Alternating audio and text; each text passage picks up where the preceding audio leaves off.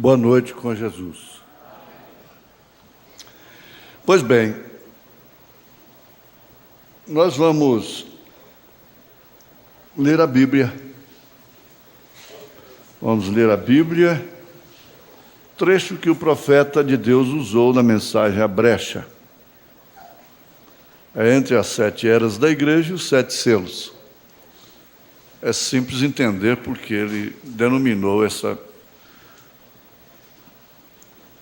mensagem de a brecha. Agora, não se trata, eu não penso que vamos ter um sermão, uma pregação. Vamos ler, vamos conversar. Vamos ver o que o Espírito Santo vai nos dar. E vi na destra... Espera aí. É assim. E vi na destra do que estava assentado sobre o trono um livro escrito, por dentro e por fora, selado com 7 selos. E vi um anjo forte, bradando com grande voz: quem é digno de abrir o livro e de desatar os seus selos? E ninguém no céu, nem na terra, nem debaixo da terra, podia abrir o livro, nem olhar para ele. E eu chorava muito, porque ninguém fora achado digno de abrir o livro, nem de o ler, nem de olhar para ele. E disse-me um dos anciãos: não chores, eis que o leão da tribo de Judá, a raiz de Davi, que venceu, para abrir o livro e desatar os 7 selos. E olhei, e eis que estava no meio do trono e dos 4 animais viventes, e entre os anciãos um cordeiro, como havendo sido morto, e tinha 7 pontas e 7 olhos, que são os 7 Espíritos de Deus, enviados a toda a terra. Pai amado, pedimos a Ti mais amor, o amor divino,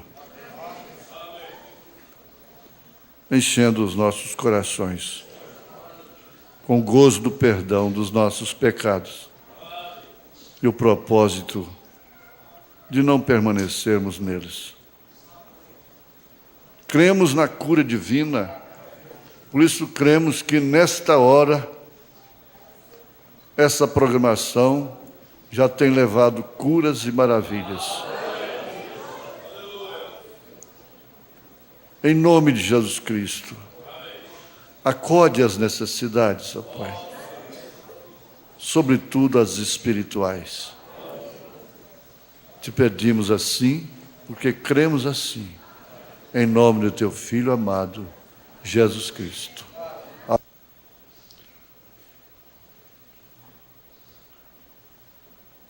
Conselheiro de uma grande nação, ele independia de queda de governo. Ele não caía com a troca de governo. Ele era vitalício. E era um homem muito operante, de uma força moral extraordinária. Afinal, era um conselheiro dos presidentes daquela nação, do governo, de um modo geral. Ele disciplinava o governo.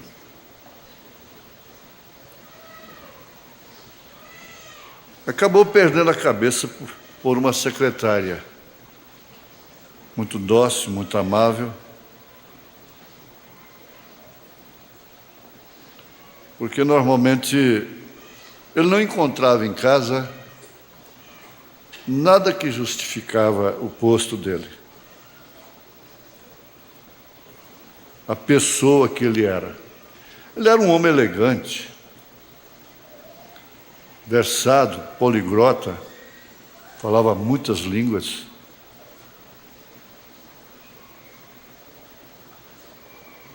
perdendo a cabeça por causa de sua secretária, que era também de uma cultura extraordinária, um dia ele apelou com ela. Por que fazê-lo sofrer tanto? Porque ela nunca deixou ele ceder os limites do trabalho, da devoção, dele e dela. Mas a resposta dela foi tremenda. Ela disse: eu te amo. E justamente porque eu te amo, é que eu não posso definitivamente ultrapassar os nossos limites de chefe e secretária, porque com isso eu estarei te entregando para os seus inimigos. E eu própria vou ter com que te acusar amanhã, se isso reverter. Por favor, não insista.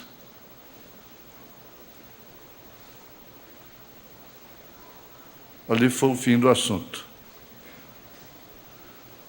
Ele se desequilibrou, foi ao caos, mas ela falou para si mesma: por minha culpa, não. Que coisa tremenda.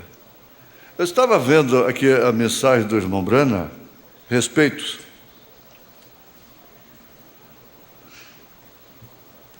Se você não pode respeitar o homem, respeite o ofício que ele ocupa em Deus.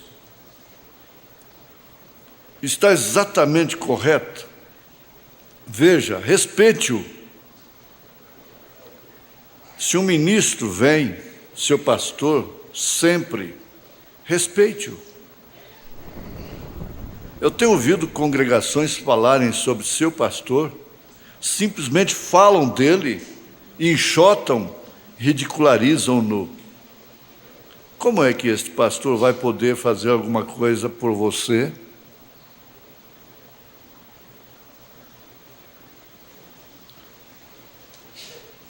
São pais que têm chegado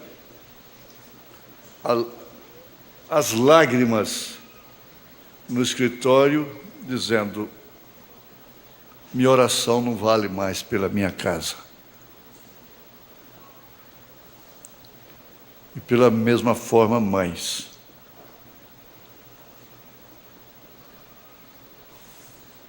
Como é que esse marido vai orar por você amanhã, na hora que você estiver doente? Pelo seu filho, pela sua filha?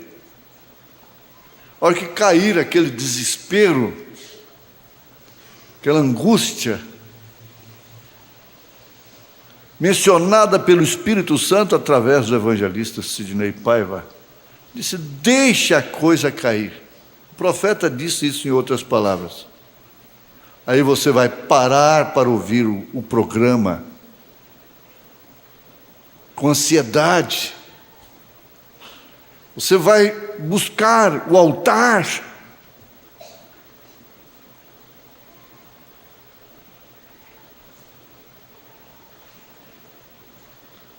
Como é que esse pastor vai poder fazer alguma coisa por você? Eu não sei, se tu veio aqui agora, eu pedi o nosso assistente para pegar essa mensagem. Ele sabe, se isso está indo por todo mundo por aí, ele não poderá fazê-lo. Oxalá que todas as igrejas respeitem seus pastores como esta respeita. Eu não sei. Ele não poderá fazê-lo. Você não pode. Não digo esta igreja, olha o que ele disse. Não digo esta igreja, mas quero dizer igrejas. Eu tenho visto que que se vocês têm que amar seu pastor. Vocês devem saber que ele é um ser humano, porém, mesmo assim, Deus o tem feito seu pastor. O Espírito Santo o tem tornado um inspetor. Então você tem que respeitá-lo naquela maneira. E não importa o que os pastores tenham feito. Se você os respeita em seu coração como servo de Deus, Deus te respeitará por fazê-lo. Ele cita o exemplo de Davi e Saul, por ser ungido do Senhor.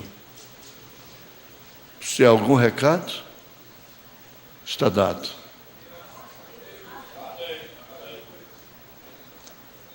Seja quem for, igrejas, irmãos de outras igrejas, de denominações que nos ouvem,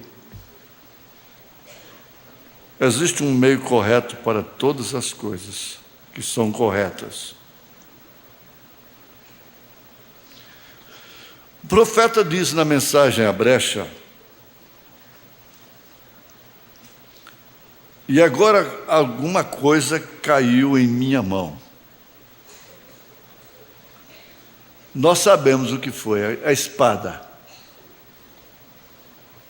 A espada de um rei. A espada do rei. Não de um rei, mas do rei. E eu sei, se vocês não entendem as coisas espirituais, isto pode parecer muito estranho. Mas alguma coisa tocou a minha mão. E olhei, era uma espada. Saltamos certas experiências que já estudamos e vamos para o parágrafo 15. Ainda que a espada seja a palavra, ela requer a mão forte de fé para segurá-la ali, para trazê-la ao coração do inimigo, não conhecendo estas coisas, mas apenas tudo que tenho recebido dele, que eu posso lhes dizer, tenho lhes dito. Então vocês sabem, eu creio que foi. Não disse nosso Senhor que tudo que ele recebeu do Pai, que ele tinha dito e nada tinha retido? Tudo que ele falou veio do Pai. Então nós desejamos fazer estas coisas exatamente como elas vêm. Agora, se vocês forem realmente sábios e orarem, estou certo de que vocês entenderão algo dentro de pouco. Agora, algo que eu quero que seja revelado. Uma coisa em tempo. A cada culto você pode ter um propósito de não fazer uma coisa errada, que você sabe que é errado e está fazendo. Como uma coisa errada chama outra, quando começa esse retrocesso, uma coisa boa, que é eliminando aquela coisa errada, aquele elo de uma corrente errada, um elo chama o outro para trás. É uma carreira regressiva. Significa que você vencendo uma coisa, aquela vitória vai ter influência para vencer a outra. Davi disse: eu venci o urso, eu venci o leão. E eu posso vencer esse monstro. Golias era um monstro. Não era apenas um gigante, ele era um monstro.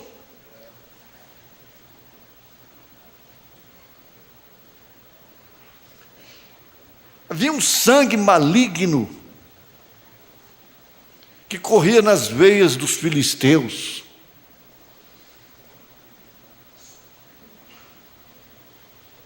Quem casasse com uma mulher daquela estava perdido, sendo de Israel.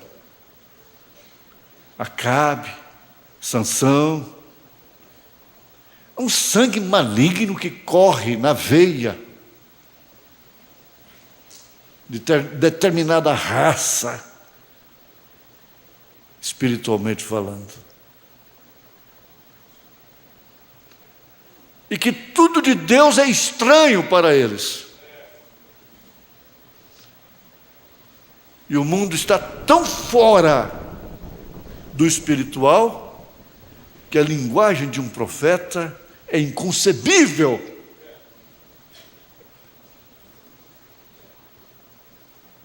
Se vocês não entendem as coisas espirituais, isto pode parecer muito estranho.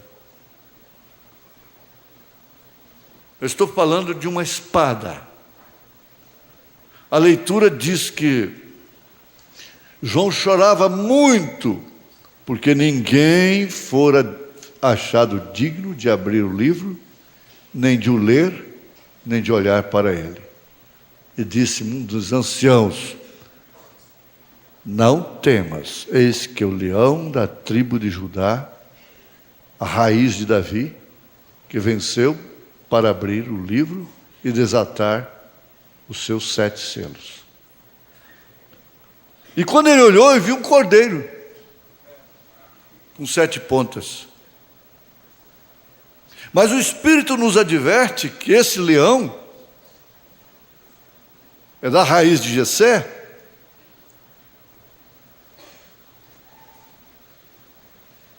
Ah, então não é o leão rei.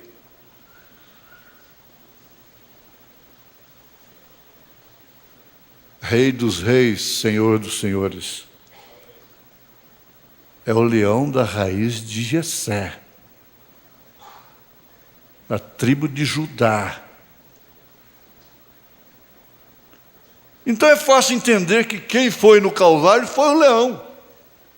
Jesus era o leão da raiz de Judá.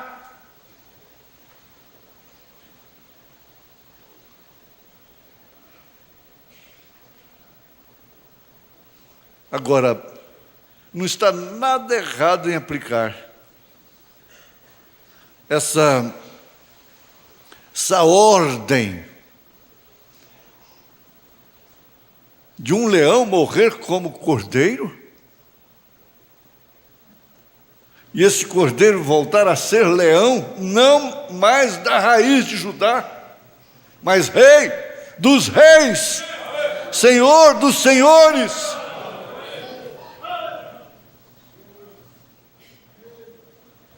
Qualquer um que identificasse a Jesus Cristo teria que identificá-lo como o leão da tribo de Judá.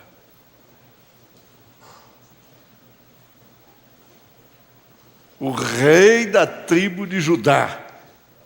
O rei dos judeus. Foi isso que eles colocaram lá. E colocaram certo.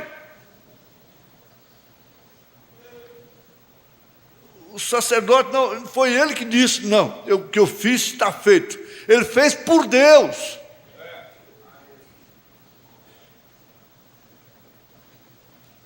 O governo fez aquilo, o Estado fez aquilo por inspiração. Rei dos judeus.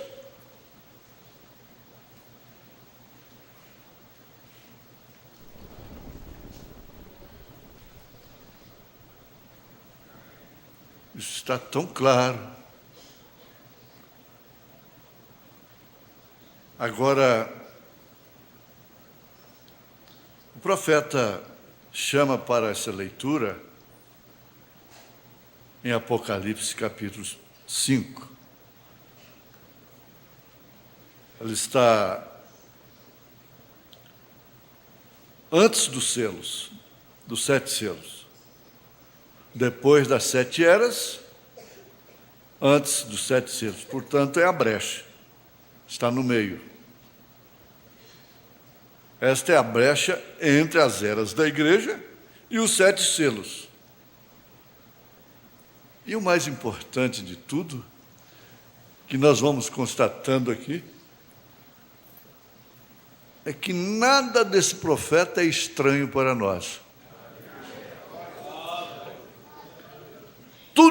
de Elias era estranho para Jezabel. Mas nada foi estranho para a viúva. Ele não chegou na sua casa como um estranho para ela.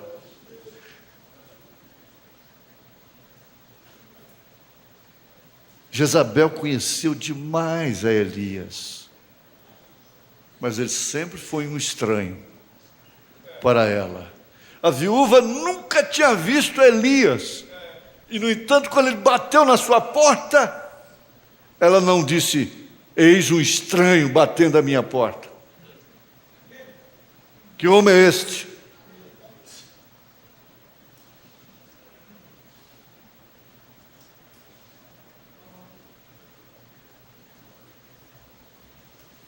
Nós estamos vivendo uma hora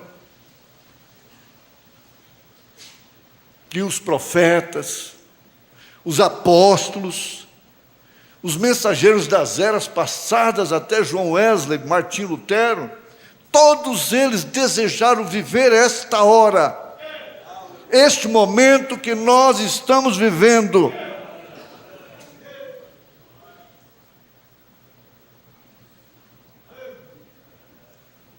Porque eles estavam apenas com uma arma de reformadores nas mãos.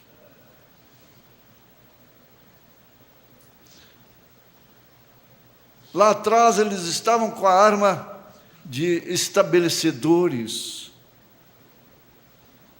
Mas nós estamos com a ferramenta do acabamento, com a arma. Eles não podem falar em uma bomba mais poderosa do que a bomba atômica. E tem gases e coisas assim, terríveis. Mas em todos os reinos tem um que é o rei. O leão não é o maior, mas é o rei da selva.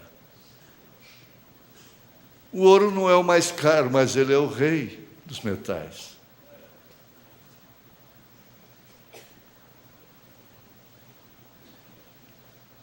A bomba atômica é a rainha das bombas.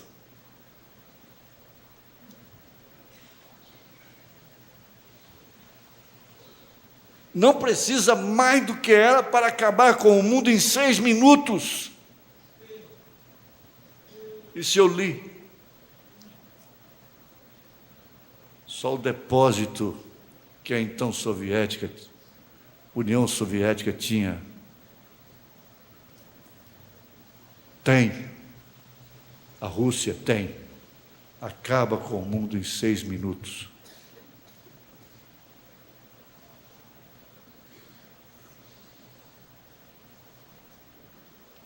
Quando existe tanto poder de um lado, é porque há um maior do outro lado.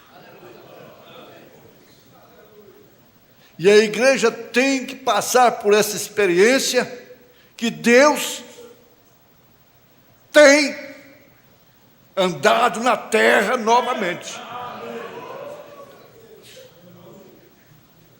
Em um ministério tríplice. Lutero não tinha isso. Wesley não tinha isso. Mas eu tenho. Nós temos. William Branham tem. O ministério tríplice. Elias, filho do homem, e 7º anjo de Apocalipse, capítulo 10, verso 7. Aqui não vai nenhuma tonteria. Mas exige coragem. Para você entrar numa contagem regressiva de tudo que pesa e que impede você crer que você é uma pessoa na qual habita deidade na terra. Você vê pelos atos, pelos frutos, e ninguém tenha dúvida, mesmo descrentes, disso é demônio. Só pode ser malignidade operando. Mas Todavia, existe o outro lado da moeda, de idade. E quando a igreja souber o que é isto, virá o rapto. Acabará toda a indiferença, acabará toda a raiz de amargura, todos os ressentimentos e desrespeitos.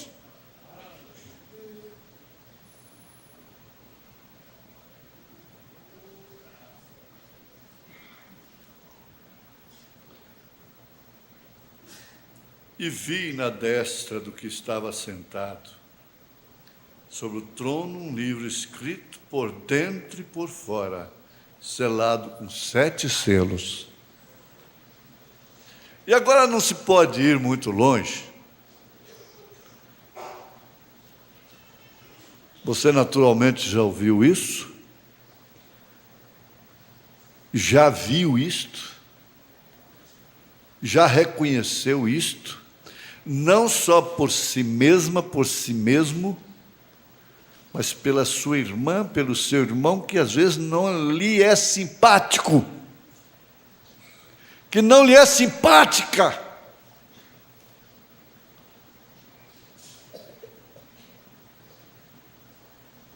O que é que tem escrito neste livro que ninguém podia olhar sequer?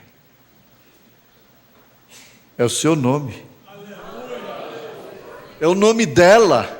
É o nome dele.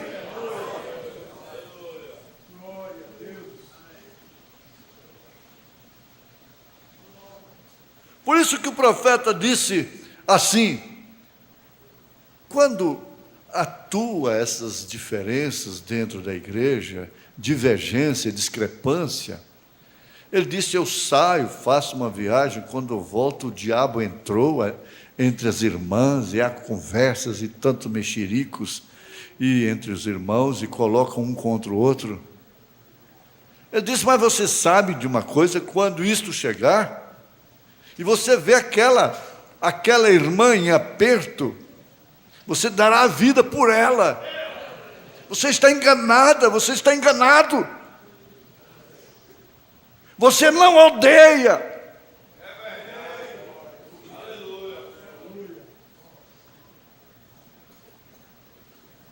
Muito mais razão do que nós em quaisquer maltratos que possamos receber uns dos outros. Estava lá Estevão, sendo apedrejado cruelmente pelo povo de Deus. Não foram pagãos, não eram pagãos. Lá estavam então Saulo de Tarso, com as suas roupas nos pés.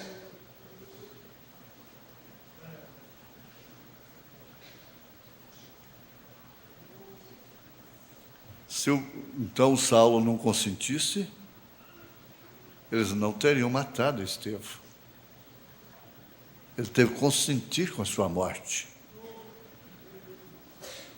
Mas Estevão, tipo da noiva, perfeito, olhou para cima e disse: Pai, perdoa-os. Perdoa-os. Aleluia. Naquela hora o Saulo foi perdoado. Naquela hora ele estava carimbado. Se eu vou te encontrar lá na frente, no caminho de Damasco, Deus botou um alfinete lá, naquele lugarzinho. Isso aqui o Saulo não passa, só vai passar o Paulo.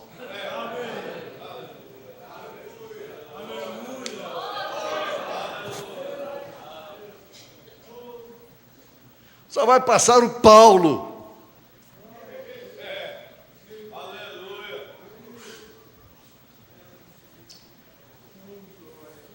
Você já chegou nesse alfinete? Eu gosto de falar no alfinete do mapa. Deus enfiou um alfinetezinho no mapa, um lugarzinho chamado Jaboque, Vale de Jaboque. Aqui, Jacó, você não passa com esse nome. Você não vai passar com esse nome daqui. Esse nome vai ficar aqui, você vai sair daqui como Israel.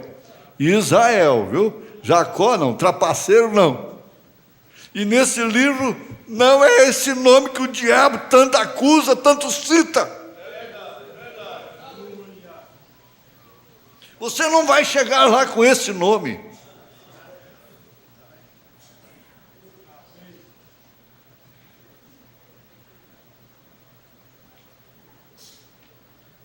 Agora,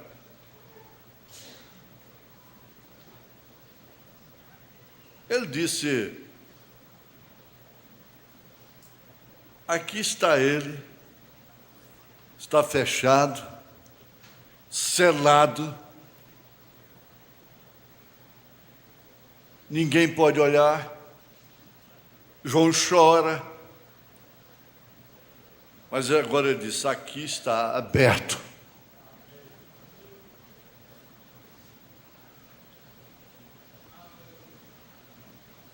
Para que Deus iria criar esse mistério de livro? Quando o homem descobriu o computador, Deus já sabe, criou essa lei na fundação do mundo. Por que não é então no computador, um supercomputador, é livro? Pergunte para ele, quem sabe ele te responde. Se ele te responder, você me fala. Mas aqui está. Desde o tempo do selamento, vamos entrar nisto nesta noite. Agora o livro está aberto. Eu sei, estou falando pelo rádio, pela internet. Muita gente possa ser que está ouvindo língua estranha.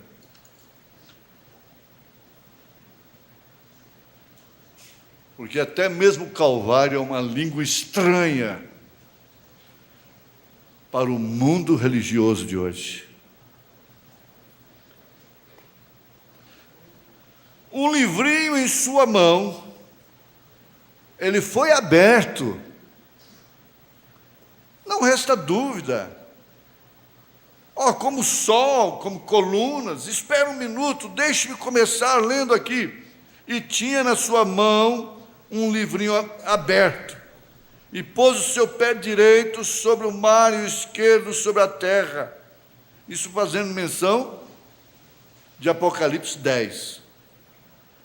E clamou com grande voz quando brama o leão.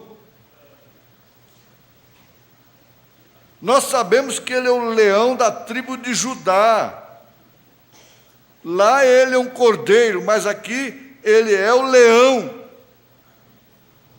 E havendo clamado, os 7 trovões fizeram soar as suas vozes.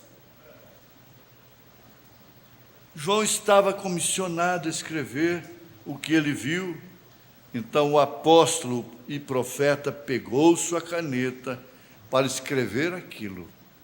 É a forma mais segura que a gente tem. Eu, por exemplo, às vezes eu pergunto o nome da pessoa no escritório 2, 3 vezes. Não é nome alemão, é brasileiro mesmo. E o profeta chegou a ponto que ele tinha que escrever na coronha da sua espingarda, lá no mato, a fralda da camisa, no boné.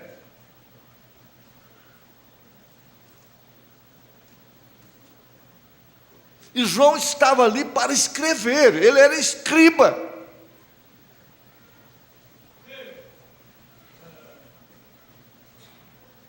Ele não é o autor do livro, ele é escriba, escritor do livro.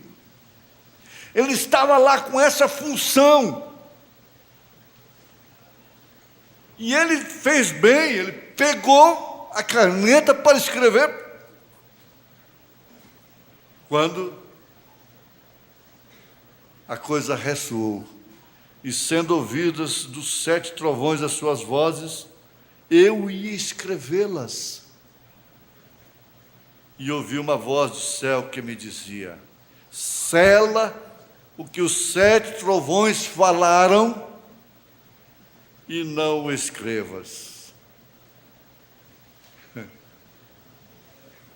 Os inimigos de João soubessem, o diabo soubesse,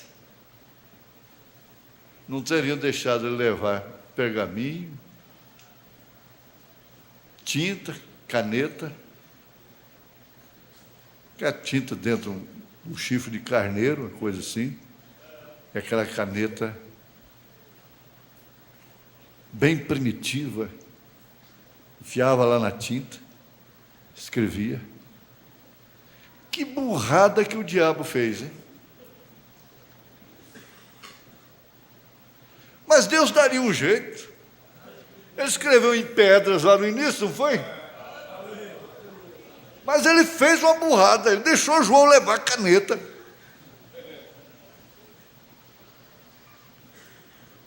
E essa caneta tinha que ser usada.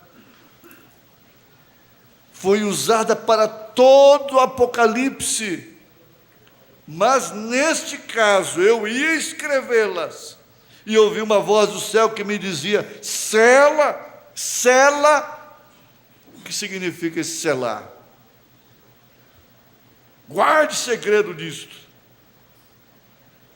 Sela o que os 7 trovões falaram e não o escrevas. As ondas sonoras nunca morrem. Os trovões falaram, não foram escritos, foram selados por João. E agora, estas ondas sonoras dos 7 trovões vieram para William Branham, para o 7º anjo. Veja só, agora isto é o que não conhecemos, isto é ainda para ser revelado. Isso não está na Santa Escritura, o que aqueles trovões falaram. E o anjo que vi estar sobre o mar e sobre a terra levantou a sua mão ao céu. Agora ouçam! E jurou por aquele que vive para todo sempre, o qual criou o céu e o que nele há, e a terra e o que nele há, e o mar e o que nele há, que não haveria mais demora. Aleluia. Não haveria mais demora. Você viu por que os profetas desejaram viver essa hora? É a hora que não há mais demora. A solução desses problemas de criança em escola, etc., e coisas assim, está aqui. Não tem mais demora. Você pode dizer com segurança não para Satanás. Não há diabo, demônio mais forte do que Nabucodonosor. Tudo que ele pode ser na terra foi um faraó, foi um Nabucodonosor, foi um Herodes, foi um Pilatos, foi um César. Mas tudo que o diabo pode ser mais na terra é ser essa mulher vulgar, esse homem vulgar, política. Mas Deus sempre pode ser mais do que faraó.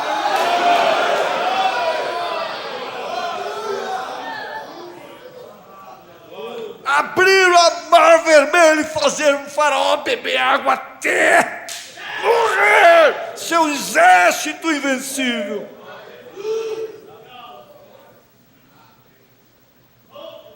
Gigante Golias era o maior que os filisteus tinham. Israel não precisou de tanta grandeza, precisou de um Davizinho apenas.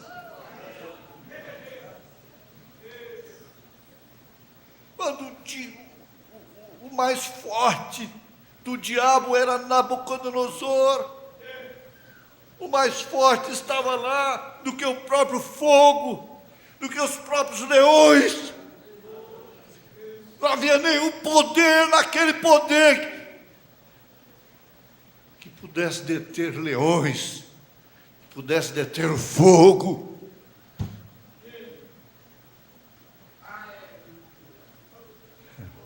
Você passa por Elias, reino de Jezabel, e Acabe sendo forte.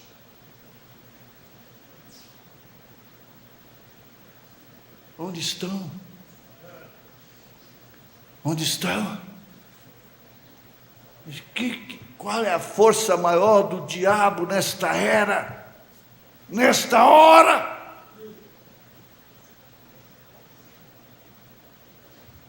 Você veja qual é a força de Deus. Está nos braços esqueléticos de uma viúva? Que mistério é esse? Essa mulher tem azeite e farinha, dia e noite.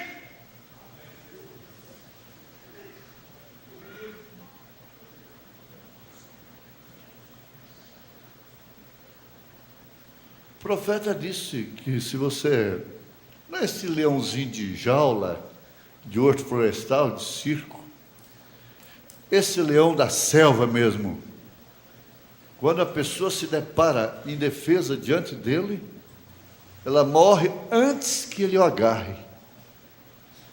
Parada cardíaca. Agora você pega um leão de verdade, a seu favor, se um cachorrinho te anima,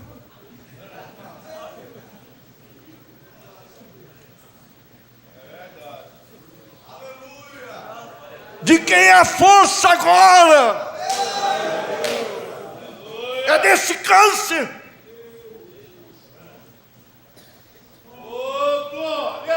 É desse problema na coluna, hérnia de disco, seja lá o que for. É desse diabetes. Qual é o poder maior?